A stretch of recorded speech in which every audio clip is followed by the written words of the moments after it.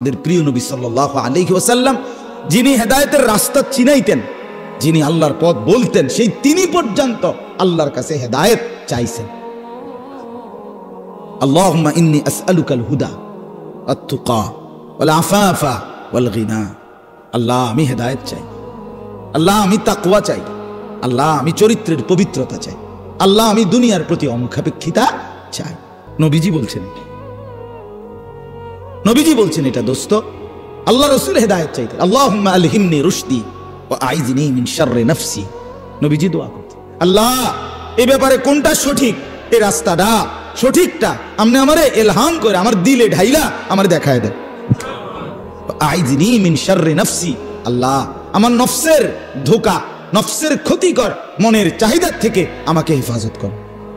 নবীজির দোয়া, আল্লাহুম্মা আতি নাফসি তাকওয়াহা ওয়া যাক্কিহা। আল্লাহ আপনি আমার দিলের মধ্যে তাকওয়া দেন, আল্লাহ আপনি আমার দিল বিশুদ্ধ পবিত্র করে দেন। আনতা খায়রু মান যাক্কাহা, আপনিই তো হচ্ছেন সর্বোত্তম পবিত্রতাকারী।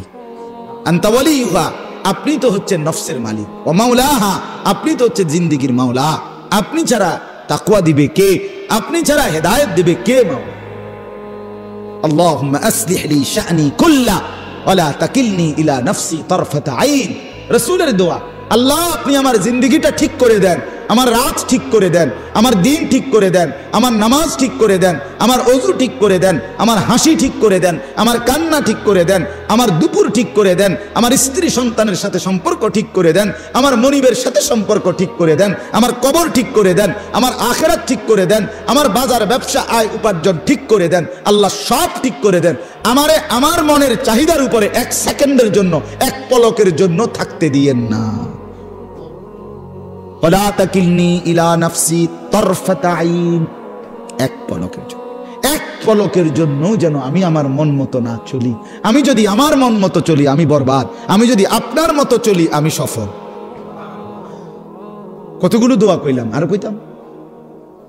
রাসূলুল্লাহ সাল্লাল্লাহু আলাইহি ওয়াসাল্লামের দোয়া এগুলো, নবীজি করতেন এগুলো। আল্লাহুম্মা জাআলিল কুরআনা রাবিআ কলবি ওয়া নূরা সাদরি ওয়া জালাআ হুজনি ওয়া যাহাবা হাম্মি। আল্লাহ আপনি কোরআনকে, এই কোরআনকে আমার হৃদয়ের বসন্ত বানিয়ে দেন। বসন্তের ঝিরিঝিরি বাতাস যেভাবে বইতে থাকে, সবসময় মজা, ঠান্ডাও না গরমও না, আমার হৃদয়ে কোরআন যেন এরকম ঝিরঝির করে বইতে থাকে। ওয়া নূরা সাদরি, আল্লাহ আমার বুকের আলো কোরআনকে বানিয়ে দেন। ওয়া জালাআ হুজনি, আমার চিন্তা ব্যথার উপশম কোরআনকে বানিয়ে দেন।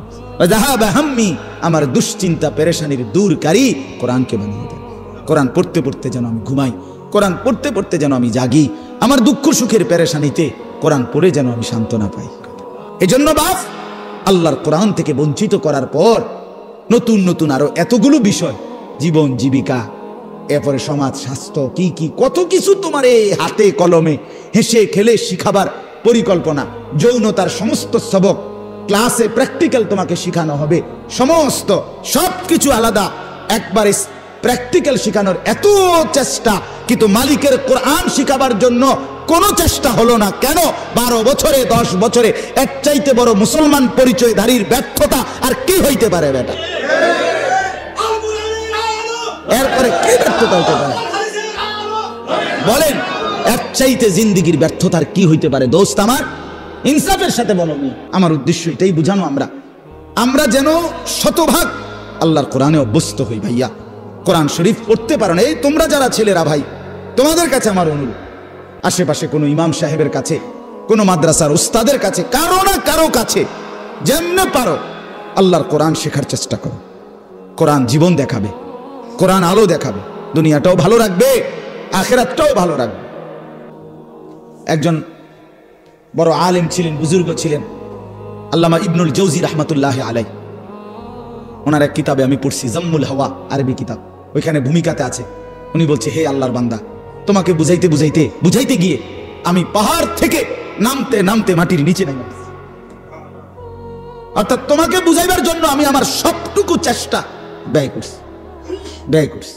শুধু জ্ঞান গর্ভ পণ্ডিতি কথা, শুধু গভীর বিচক্ষণতা, অনেক সূক্ষ্মাতি সূক্ষ্ম তথ্য, এটা যদি আমি পেশ করতাম, অনেক গবেষণা, তাহলে এটা হয়তো এক ধরনের জিন্দেগি। আমি ব্যক্তিগতভাবে এটা চাই। আমি চাই আমার এই উপস্থিত শ্রোতা আমি দূরের কাউকে ধাক্কাও দেই না, অনির্দিষ্ট কাউকে খোঁচাও দেই না। আমার এই নজরের শ্রোতাগুলোকে, এরা 50 জন হোক আর 500 হোক, আমার চোখের সামনের এই নওজোয়ান বাবা ভাই, এদের কলিজার মধ্যে একটু হইলেও বিবেক নাড়ানো, এর জন্য এক কথাকে যদি 10 বার না 100 বারও বলতে হয়, আমি বলতে চেষ্টা করি। এটা আমার একটা ফিকির, আমার ফিকির এটা। অতএব আজকেও এটাই বললাম, আমি আপনারা আমার আপনজন, আপনারা আমার পরিচিত মানুষ, আমার অহরহ আসা যাওয়া আপনাদের কাছেই। আমি অনুরোধ করছি আপনাদের কাছে, আল্লাহর কোরআন আপনারা পড়েন, বাবারাও শিখেন, ছেলে যুবক ভাই তোমরা সবাই একসাথে। নিজের কলেজ ইউনিভার্সিটির জিন্দেগি চেঞ্জ করা যাবে না, এটা আমরা বুঝি, আমরা বলিও না, কিন্তু আল্লাহর কোরআনকে ছেড়ে দেওয়া কেন? আল্লাহর কোরআন কেন ছেড়ে দেওয়া? এই জন্য আমরা প্রত্যেকে ইনশাআল্লাহ কয়েকটা কথা বলছি। 1 নাম্বার বলছি আমি যে সর্বাবস্থায় আল্লাহ তাআলার জিকির জবানে কি রাখা? চালু রাখা। আর এখন বললাম কোরআনুল কারীম তেলাওয়াত কর, কোরআনুল কারীম তেলাওয়াত।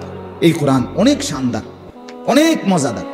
এই কোরআনুল কারীমের মধ্যে আল্লাহ তাআলা পুরাটা কোরআনে আল্লাহ নিজের পরিচয়, আল্লাহর কুদরত, আল্লাহর সৃষ্টির মধ্যে ফিকির করার জন্য, ভাবনা চিন্তা করার জন্য কতভাবে যে তুলে ধরছেন নিজের আল্লাহ তাআলা পরিচয়। আল্লাহ একবার বলছে, বান্দা গাছের দিকে দেখো, একটু ভেবে দেখো, সেখানে আমাকে খুঁজে পাবে। মাছের দিকে দেখো, একটু ভেবে দেখো, আমাকে খুঁজে পাইবে। আসমানের দিকে দেখো, একটু একটু ভাবে দেখো, আমাকে পাইবে। জমিনের দিকে দেখো, একটু ভেবে দেখো, আমাকে পাইবে। তোমার বাড়ির দুয়ারে যে গাভীটা দুধ দেয়, ওটার দিকে তাকায় দেখো, আমাকে খুঁজে পাইবে। ওই যে গাছের উপরে বাড়ির বিল্ডিং এর এক পাশে মৌমাছির যেই চাক, যেখান থেকে মধু আসে, সেটার দিকে একটু দেখো, আমাকে খুঁজে পাইবা। তুমি গাছে ফল, আঙ্গুর, হ্যাঁ, ফল ফলাদি, এগুলোর মধ্যে একটু দেখো, আমাকে খুঁজে পাইবা। যেদার দেখতা হো তু হি তু, যেদিকেই দেখো তু হি তু। হাজার মে সাজার মে তেরে রঙ্গ বু হে।